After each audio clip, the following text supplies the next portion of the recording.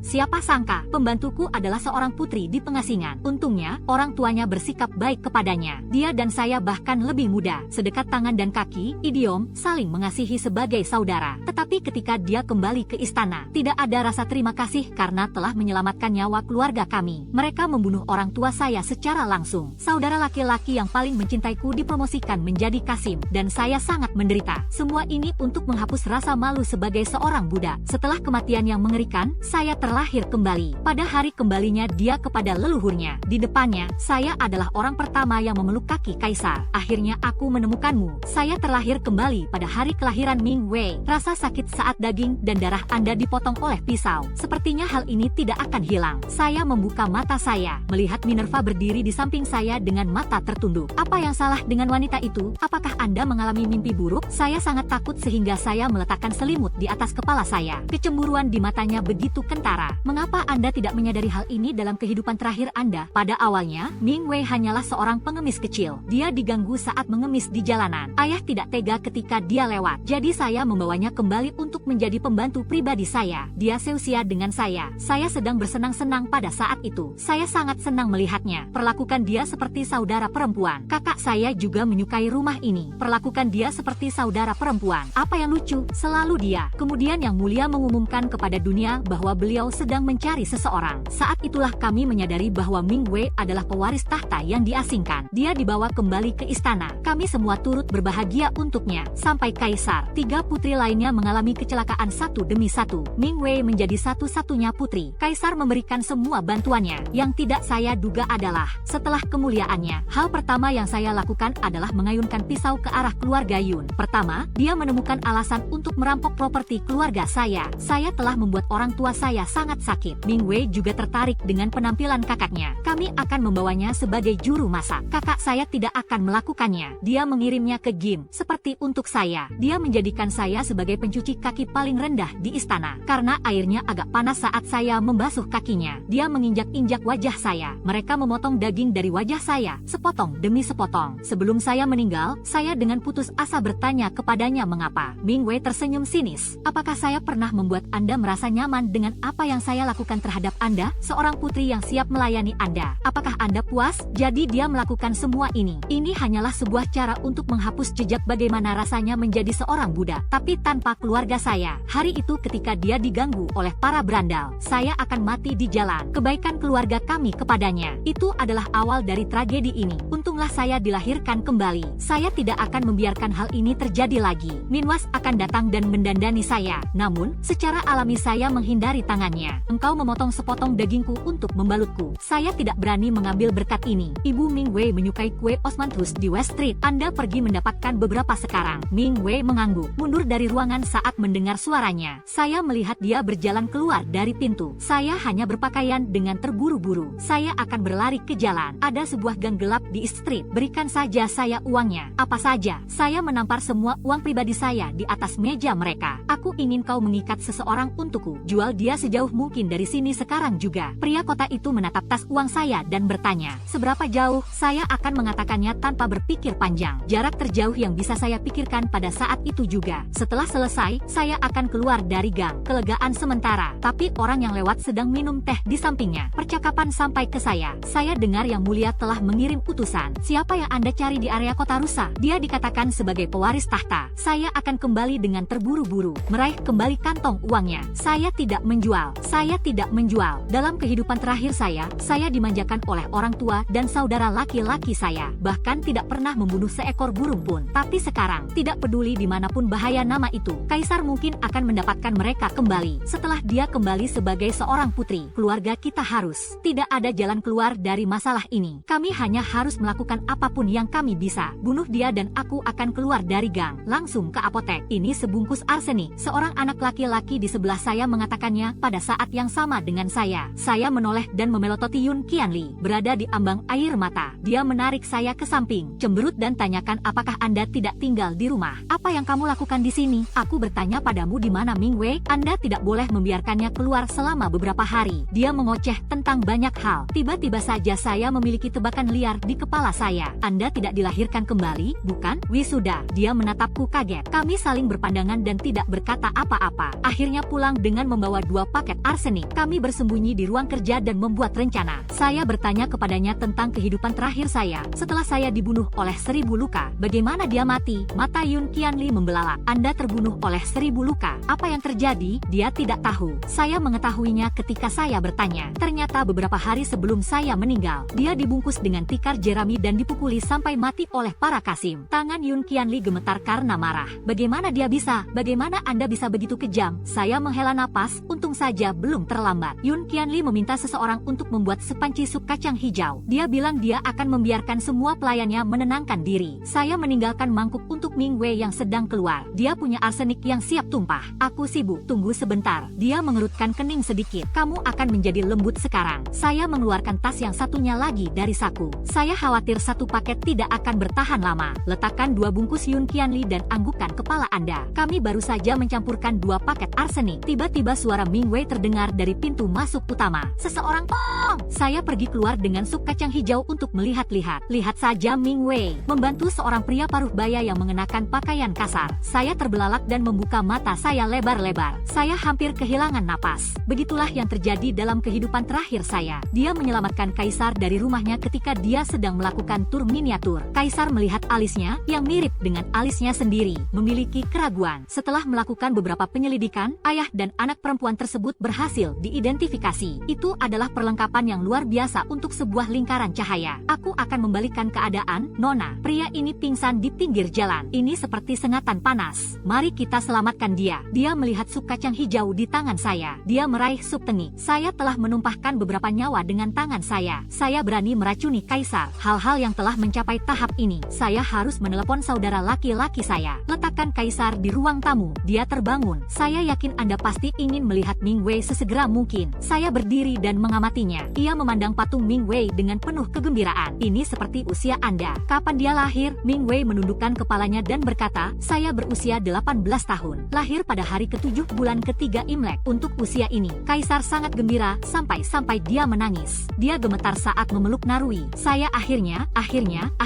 Dia bahkan belum menyelesaikan kalimatnya. Saya jatuh berlutut dengan suara gedebuk. Dia memeluk kakinya dan mulai menangis. Ayah, akhirnya aku menemukanmu. Sang Kaisar bingung. Ming Wei juga bingung. Aku mendorong Ming Wei menjauh, menangis sejadi-jadinya. Apakah Anda ingat Lin Haitang dari istana kerajaan? Itu adalah ibu saya. Ayah, akhirnya aku bertemu denganmu. Ming Wei tidak ingat banyak tentang masa kecilnya. Banyak hal yang dikenali kembali di istana. Kaisar menceritakan hal itu kepadanya untuk merasa lebih unggul dari saya. Dia biasanya menyuruh saya duduk berlutut. Dengan kata lain, saya tahu semua detail tentang dia lebih baik daripada Minwas. Lalu mengapa saya tidak bisa menjadi seorang putri? Dengan air mata yang mengalir di wajah saya menatap Ming Mei dengan seluruh mata saya. Dia membeku di tempat, menjadi pucat seperti hantu. Apa yang Anda bicarakan? Suara ayah terdengar dari balik pintu. Saya berpikir, oh tidak, wajahnya memerah karena marah. Aku belum mati. Apa yang membuat Anda terburu-buru untuk mengakui ayah Anda? Saya belum mengatakan apa-apa. Yun Qianli datang dengan Leontin Gyo. Berlututlah tepat di depan ayah. Ayah, aku tahu kau tidak ingin membiarkan adikmu pergi. Tetapi mereka adalah keluarga. Anda lihat, ini adalah saat adik perempuan saya pingsan di depan pintu rumah kami saat masih kecil. Leontin batu giok setengah bagian yang saya bawa. Ini persis sama dengan potongan setengah bagian pada pria ini. Kakak saya sangat pintar. Kau tahu, pergi mendapatkan Minwas. Aku mencurinya. Ayah benar-benar idiot. Dan pada saat ini Ming Wei akhirnya menyadari. Dia adalah putri dari pria ini. Dan Chisato dan saya akan berbisnis bersama. Dia menangis dan meraih pakaian Kaisar. Leontin giok ini adalah milik saya. Ibu saya memberikannya kepada saya. Aku putrimu. Dia menoleh ke arah saya lagi. Nona, mengapa Anda melakukan ini? Saya menangis lebih parah daripada dia. Apakah saya harus berbohong? Saya diadopsi oleh Guru Yun. Saya telah menjalani kehidupan yang mewah. Dan lihatlah yang satu ini. Sendirian, pingsan di jalan tanpa keluarga. Dalam situasi keluarga seperti itu, jika bukan ayah saya sendiri, mengapa saya harus berpura-pura menjadi putri seseorang? Saya sangat masuk akal. Ada keheningan yang sangat hening. Sedikit membeku di tempatnya. Mungkin tidak tahu mengapa saya meniru dia. Dia terus menggelengkan kepalanya. Adapun ayah saya, dia menampar wajahnya sendiri dan kemudian mengerutkan kening dan bertanya-tanya. Ini juga bukan mimpi. Mata Kaisar mengedipkan mata di antara Ming Wei dan saya, sepertinya sedang memikirkan sesuatu. Dan saat itulah hal itu terjadi. Sejumlah orang dari istana masuk ke rumah saya. Mereka semua berlutut. Saya kembali berakting terkejut. Tunjukkan bahwa Anda benar-benar tidak tahu apa-apa tentang siapa dia. Meskipun saya memiliki bukti fisik dan Yun Qianli adalah saksi palsu, tapi mata Ming Wei terlihat sedikit mirip dengan mata Kaisar. Kaisar telah memutuskan untuk membawa Ming Wei dan saya ke istana. Siapakah putrinya? Dia akan memeriksa ulang, menjulurkan kepala dan mengirisnya. Mengecilkan kepala Anda juga merupakan pisau. Lebih baik bertarung untuk mendapatkan putri yang sesungguhnya. Aku akan melakukannya. Ketika kita sampai di istana, mereka ditempatkan di kamar-kamar yang berdekatan. Pada hari pertama, Selusin Kasim dan pelayan datang untuk melayani. Pada malam hari sebelum tidur, Kasim Agung telah datang untuk mengambil kertas nasi. Katanya aku harus beristirahat. Besok, suster tua dari istana akan datang untuk pemeriksaan. Pemeriksaan tubuh adalah palsu. Mari kita lihat apakah tanda lahir di punggung Anda itu nyata. Ming Wei memiliki tanda lahir merah dengan pola api di punggungnya. Adik Kaisar, 9 dari 10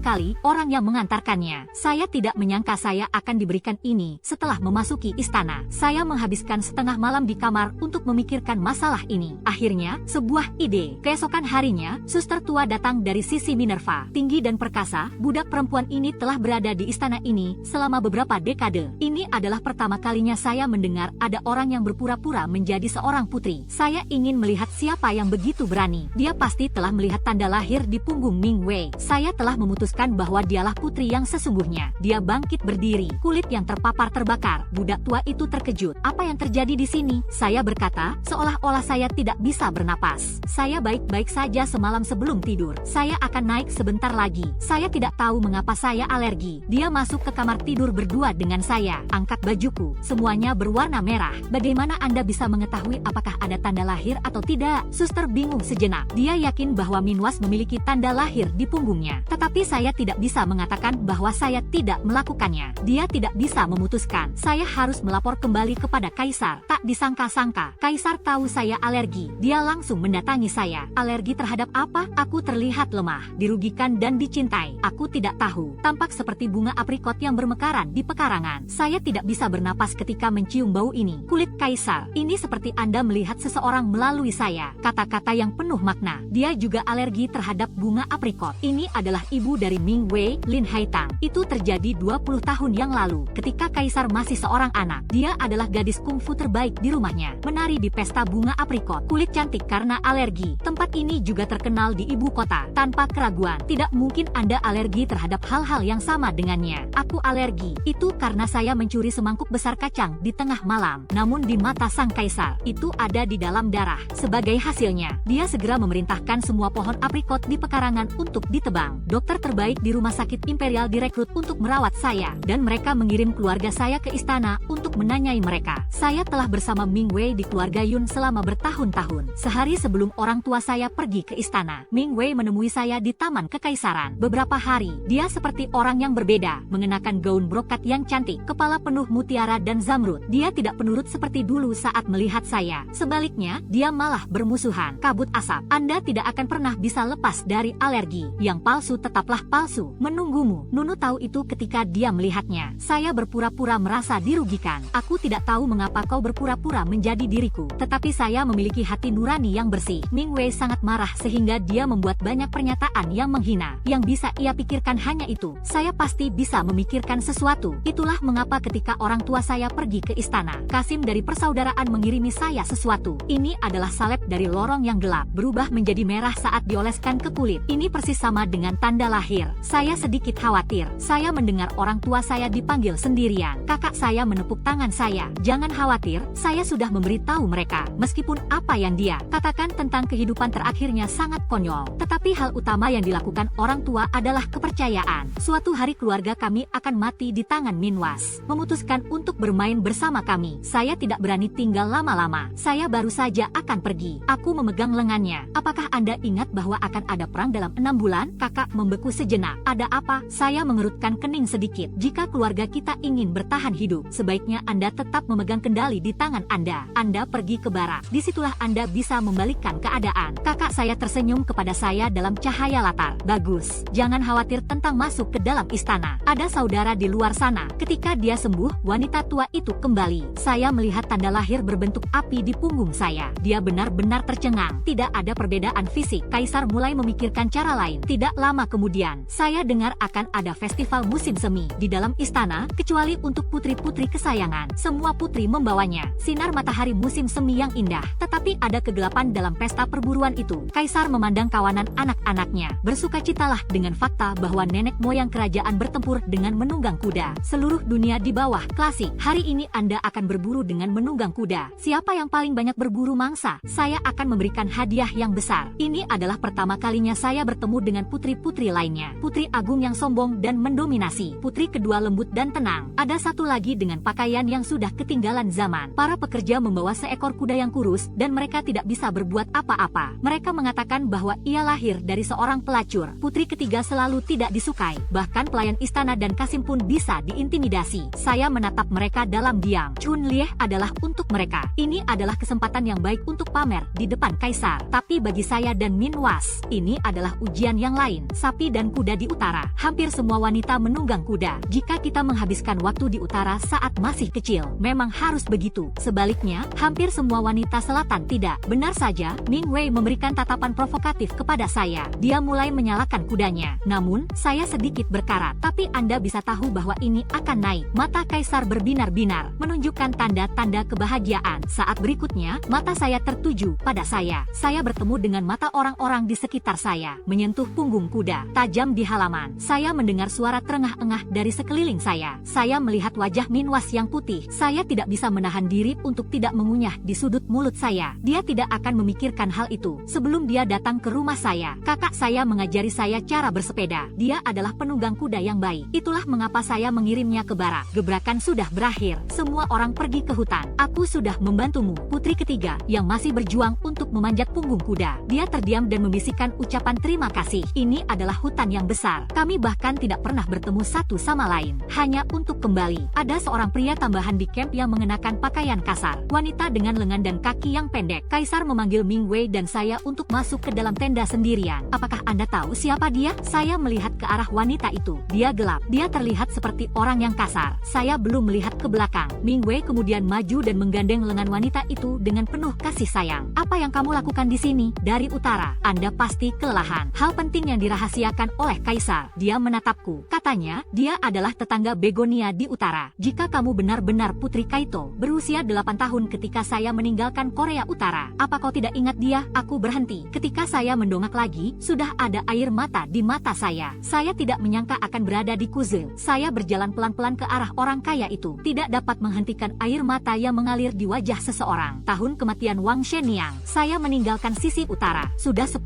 tahun berlalu. Bagaimana kabarmu? Ming Wei mendengus dingin. Siapapun bisa mengatakan itu. Anda tidak perlu berpura-pura lagi. Dewa Raja juga bingung. Dua babi. Apa yang terjadi di sini? Ming Wei biasa memanggil Piggy sebelum dia memasuki rumah. Dia berada dalam posisi untuk menang. Melihat saya bermain seperti orang mati. Yun Si Miss, jika Anda tahu Bibi Wang. Tadi kamu bilang siapa namanya? Kaisar dan Bibi Wang sama-sama melihat ke atas. Menyeka noda air mata di wajahnya. Menyaksikan Bibi Wang menangis dan tertawa. Istri dari adik laki-laki ayah. Dulu Anda mungkin berpikir bahwa nama Wang Yu tidak terdengar bagus. Apakah Anda sudah berubah setelah sekian lama? Bibi Wang menatapku dengan mata lebar. Tertawa terbahak-bahak karena terkejut. Piggy, aku mengenalmu. Dia memeluk saya seperti seorang penatua. Menggosok punggung saya dengan gembira. Menurut saya, kumisnya juga 16 juga. Ketika aku pergi, dia mencengkeram lengan baju saya dan menangis terseduh-seduh. Saya bilang saya akan membelikannya permen. Itu juga tidak berhasil. Bibi Wang mulai menangis saat mendengarkannya. Anak laki-laki Mustache merindukanmu. Siapa sangka Anda akan pergi dan tidak pernah kembali? Kaisar menatap saya dengan ekspresi yang rumit. Saya tidak tahu apa yang saya pikirkan. Minerva mundur beberapa langkah karena tidak percaya. Di luar kendali hingga berteriak. Itu tidak mungkin. Saya adalah orang yang bangga. Dia datang dan mencoba mencekik saya. Siapakah Anda? Mengapa Anda berpura-pura menjadi saya? Bagaimana Anda tahu begitu banyak? Kenapa kau kenal Bibi Wong? Dia dalam kondisi yang luar biasa. Kaisar mengeluarkan teriakan keras karena kecerobohan. Minta pelayan untuk menahannya. Saya menutupi leher saya dan terbatuk-batuk hebat karena akulah orangnya. Saya bangga karena Bibi Wong dan saya adalah teman lama. Dan Anda, saya hanya mendengar tentang Bibi Wong dari saya. Min Was mulai berteriak seperti orang gila. Saya menatapnya dengan putus asa. Tiba-tiba, saya merasa sangat kesakitan. Saya tidak berbohong tentang satu hal. Bibi Wong dan saya adalah teman lama. Setelah Ming Wei menjadi seorang putri di kehidupan sebelumnya, saya adalah orang pertama yang membalas saya. Cloud Armor pamor setelah tetangga masa kecil saya, Bibi Wong. Ketika Korea Utara berada dalam kekacauan, orang-orang yang tidak memiliki cukup makanan berlimpah, Ming Wei dan ibunya sering tidak punya apa-apa untuk dimakan. Bibi Wong akan memberikan beberapa roti tambahan dan sayuran liar untuk membantu. Pada masa itu, makanan dibiarkan dalam waktu yang lama adalah hal yang normal jika rasanya tengik. Ming Wei hanya ingat keluarga Bibi Wong makan roti putih. Bersedekah untuk sayuran liar tengik milik keluarga Anda sendiri. Benih-benih kebencian telah ditanam saat itu. Setelah ia menjadi seorang putri, bawa Bibi Wong ke penjara. Setiap hari ia hanya diberi makan makanan yang sudah basi selama beberapa hari. Jika Anda memuntahkannya, Anda akan mendapatkan tongkatnya. Saya adalah gadis pelayan yang membawakan makanan untuk membuatku takut, dan dia akan mengatakan kepada saya, apa yang Bibi Wong lakukan padanya? Meminta saya dengan sengaja. Nona, aku berbisik, saya telah menjadi budakmu selama 10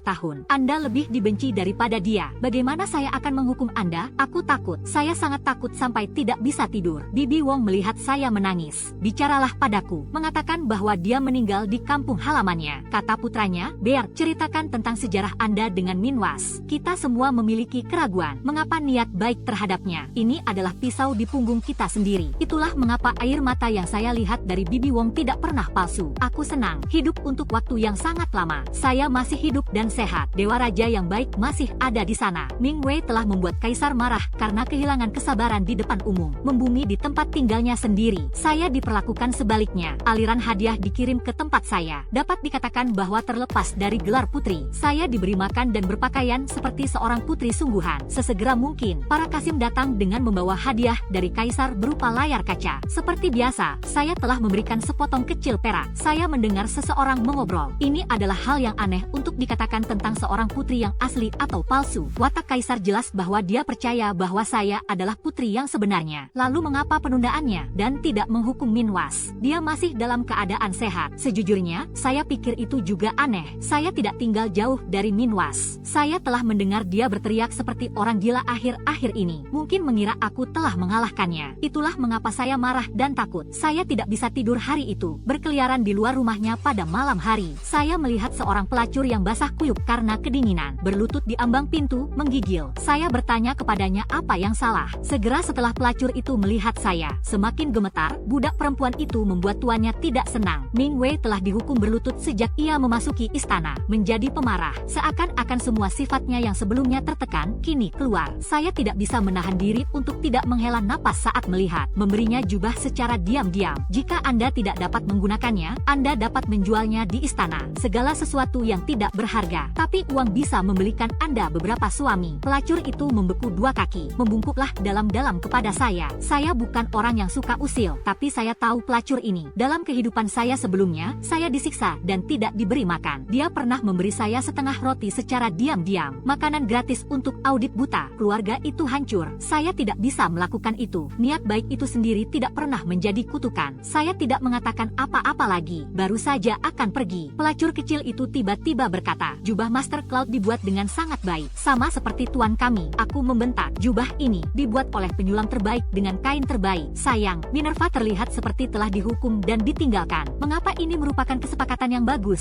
Pelacur itu mengingatkan saya. Saya juga memperhatikannya. Kaisar telah memberi saya kompensasi lagi dengan sangat meriah. Setiap beberapa bulan sekali, dia datang menemui saya setelah pertandingan. Saya tidak duduk diam cukup lama untuk pergi. Aku akan menyuruh seseorang menyelinap ke arah kita. Ternyata dia parkir di luar kediaman Minerva. Dia menatap saya dengan tatapan yang rumit selama beberapa saat. Sorot matanya jelas menunjukkan kerinduan. Semua ini mengungkapkan bahwa Kaisar pasti merencanakan sesuatu. Tidak butuh waktu lama sampai berita tentang kekalahan beruntun di perbatasan tiba. Bianrong yang brutal mengirim utusan untuk bernegosiasi, persyaratan dan kedekatan. Sehari sebelum pesta untuk sang utusan, Kaisar telah memerintahkan saya untuk hadir. Dia ingin mengumumkan kepada seluruh dunia. Saya mendapatkan gadis kecil saya yang berharga kembali. Saya melihat gaun gatal yang dia kirimkan kepada saya. Tiba-tiba melihat cahaya. Kami akan menjadi pusat perhatian pada jamuan makan besok di depan para utusan Bianrong. Apa bedanya dengan terbunuh? Raja Bianrong terkenal dengan tirani yang kejam. Dia telah menikah dengan 7 istri, tidak ada yang bertahan lebih dari 6 bulan. Ternyata, Kaisar telah lama yakin bahwa Ming Wei adalah putrinya. Dia tidak mengatakan apa-apa, dia hanya menunggu saat ini. Dorong aku, putri palsu, keluar. Sebagai pengganti putri-putrinya, ia berdamai. Saya pikir dia berpura-pura menjadi seorang putri. Ini adalah pemberontakan sementara. Saya tidak tahu apakah saya akan bisa mengetahuinya pada suatu saat nanti. nanti. Dia sangat toleran. Saya tidak percaya Anda telah menahan diri begitu lama tanpa memberitahu semua orang, termasuk anak perempuan kandung. Saya yakin Anda kejam. Dia mengandalkan saya. Tentu saja saya tidak bisa membiarkan dia melakukan apa yang dia inginkan. Saya meminta bantuan kepada pelayan untuk mengenakan gaun kerajaan. Semua berdandan, sengaja berjalan keluar dari tempat Minerva. Kita belum sampai di depan pintu. Saya mendengar dia memarahi para pekerja. Saya berdiri di ambang pintu dan melihatnya tersenyum. Bagus sekali. Tidak ada lagi trik hari ini. Saya tidak akan bisa melakukannya lagi. Minwas sangat marah. Dia melompat berdiri. Dia mendatangi saya dan mencoba memukul saya. Soleh dihentikan oleh para wanita di pengadilan. Dia tidak bisa menahan diri untuk tidak berteriak padamu, dasar jalang. Mengapa Anda ingin meniru saya? Aku sang putri. Akulah orangnya. Saya berputar-putar di depannya dengan gaun mewah saya. Apakah kamu menyukainya? Ayah memberikannya padaku. Ayah mengatakan bahwa dia akan mengumumkannya ke seluruh dunia besok. Saya putrinya, Ming Wei. Setelah besok, aku seorang putri. Anda hanya seorang pengkhianat yang menyamar sebagai seorang putri. Kematian sudah dekat. Wajah Ming Wei menjadi pucat dalam sekejap. Dia menatap saya dengan gemetar. Ada kebencian di matanya, persetan dengan telinganya. Bicaralah dengan lembut. Hari ini, pelacur itu sembunyi-sembunyi ketika dia mendandani saya. Tidak sebaik Anda. Jalang, aku akan membunuhmu. Minwas sama gilanya dengan pembenci. Saya tidak bisa menghentikan air mata. Saya mengorek sedikit sudut mulut saya, berbalik dan berjalan keluar. Traumanya jauh di belakang saya. Pelacur kecil itu mengantar saya keluar. Aku mampir ke dia. Dengan sedikit tidak yakin, dia bertanya, saya ingin meminta bantuan Anda. Baik, untuk hari berikutnya. Istana Kekaisaran menjadi tuan rumah perjamuan untuk para utusan Bianrong. Momentum yang luar biasa. Saya mengintip ke Princess Straits yang lain. Berpakaian kuyu. Saya satu-satunya yang berdandan. Dibuat dengan rumit. Duduk di tengah seperti burung merak. Saya satu-satunya yang dilihat orang pada pandangan pertama. Seperti yang diharapkan, sang pembawa pesan itu mengintip dari awal hingga akhir. Dia tidak pernah mengalihkan pandangannya dari saya. Kaisar memperhatikan kata-katanya dan mengamati warnanya. Idiom, Kaisar melihat segala sesuatu dan melihat apa yang sedang terjadi. Angkat gelas Anda sambil tersenyum. Ini adalah gadis kecil saya. Apa yang dipikirkan oleh sang pembawa pesan? Utusan Bianrong menganggukkan kepalanya berulang kali agar terlihat baik. Wanita tercantik di sisi saya. Anda akan dikerdilkan oleh sang putri. Setelah selesai, dia berdiri, melengkungkan tangan dan mencium tangan yang lain. Idiom, bergandengan tangan. Saya ingin membawa raja kita untuk mendapatkannya. Berada di ambang mengatakan apa yang ada di pikiran seseorang. Suara biola tiba-tiba terdengar. Sosok anggun dalam balutan sarung masuk dari luar aula. Menari mengikuti suara piano. Semua orang tercengang, karena orang yang mengenakan sarung tidak lain adalah Mewei. Dia memiliki tubuh yang bagus. Bersikeras tentang perasaan puas diri. Selesaikan tariannya. Seluruh aula sunyi senyap. Wajah Kaisar membiru, menampar meja dengan marah. Sang utusan omong kosong terlihat terpesona. Tarian buta. Luar biasa. Tarian apa ini? Ming Wei berlutut sambil berlinang air mata. Tarian ini disebut 615.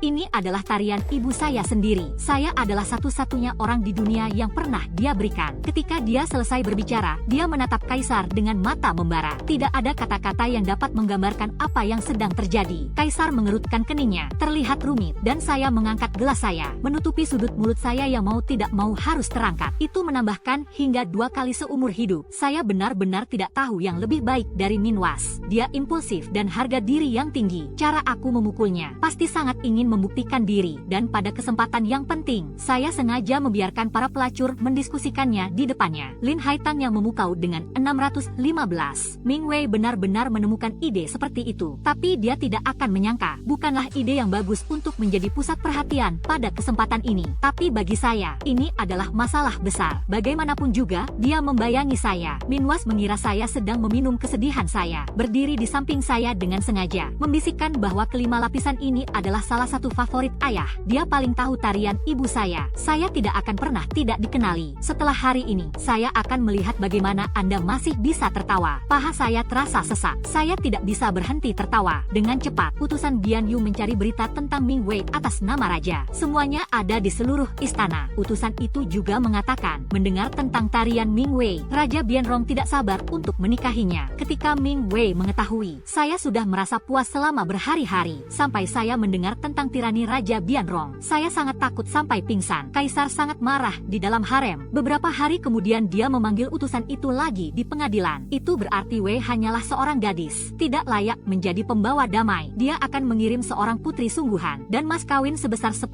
juta tael emas. Saya pikir dia berbicara tentang saya, namun saya tidak menyangka bahwa keputusan itu akan turun. Putri damai adalah adalah putri ketiga yang tidak memiliki kehadiran sama sekali. Ketika berita dari Wen Yuan sampai kepada saya tidak mengerti semuanya. Seharusnya tidak. Kenapa kau tidak mengirimku? Putri ketiga lahir dengan rendah hati. Itu juga merupakan dolar emas. Apa yang membuat seorang kaisar berada di antara Yuannya sendiri dan saya? Pilihlah untuk melestarikan saya. Saya tidak tahu sampai setelah itu. Perang perbatasan sudah dekat dan aku ribuan mil jauhnya. Memenangkan beberapa pertempuran berturut-turut. Dia menjadi seorang jenderal yang hebat untuk menjaga agar pasukannya tetap dalam barisan. Kekosongan perbendaharaan domestik. Tidak ada uang untuk memasok tentara. Saya harus meminjam uang dari pedagang kaya. Dan orang tua saya bekerja keras selama 6 bulan. Meraup uang seperti orang gila. Dan sekarang dia kaya raya sebagai sebuah bangsa. Dalam satu kata, sekarang saya berada di posisi belakang. Kaisar tidak hanya tidak bisa menyentuhku. Saya masih dalam masalah. Tidak lama kemudian, dekrit yang menobatkan saya sebagai putri Hualong pun turun. Sementara itu, putri ketiga Wen Yuan yang ingin menikahinya juga telah disegel. Sebelum dia menikah, saya pernah bertemu dengannya di Royal Garden. Gadis yang takut dilahirkan. Dan sekarang mereka juga mengenakan pakaian mewah. Berpakaian sebagai seorang yang cantik. Saya memanfaatkan fakta bahwa tidak ada orang di sekitar. Berikan dia sebotol pil. Moon sedikit terkejut. Apa ini? Resep keluarga lama saya. Kabarnya, Raja Yung menindasnya. Ketika Anda sedang marah-marah, Anda bisa memberinya satu. Ini mungkin akan menghasilkan keajaiban. Setelah kematian Raja Bianrong yang kejam di kehidupan terakhirnya, dunia mengetahui bahwa dia selalu menderita sakit kepala. Itulah mengapa Anda tidak bisa menahan diri untuk tidak marah ketika Anda mengalami sakit kepala yang parah. Diselimuti obat sakit kepala, Yun Qianli menemukannya untuk saya dalam keadaan darurat. Karena bukan saya yang pergi. Kalau begitu, saya tidak akan bisa menggunakannya. Ibu Wen Yuan tersenyum kepada saya sambil menaburkan obat. Anda bukan seorang putri sungguhan, bukan? Saya bernapas dengan cara yang sama. Lihatlah dia dengan waspada. Dia sangat santai seolah-olah dia sedang berbicara tentang keluarganya. Pertama kali saya melihat Anda, aku tahu kau tidak. Tapi jangan khawatir, saya rasa Minwas juga tidak demikian. Rasanya seperti disambar petir. Ini akan membuat saya menjadi pita. Saya menatapnya dengan kaget. Menwon tersenyum nakal, berbisik di telingaku. Dia lebih mirip dengan Raja Huan yang digulingkan. Lin Haitang diberikan kepada kaisar oleh Raja Huan. Dia adalah favorit di rumah itu. Tapi dia tidak berakhir di tengah-tengah perang memperebutkan tahta. Ketika Moon mengatakan itu, siapa sebenarnya Lin Haitang? Nah, itu sesuatu yang perlu dipikirkan. Sejak dulu, saya hanya ingin tetap hidup. Sekarang dengan upaya keluarga kami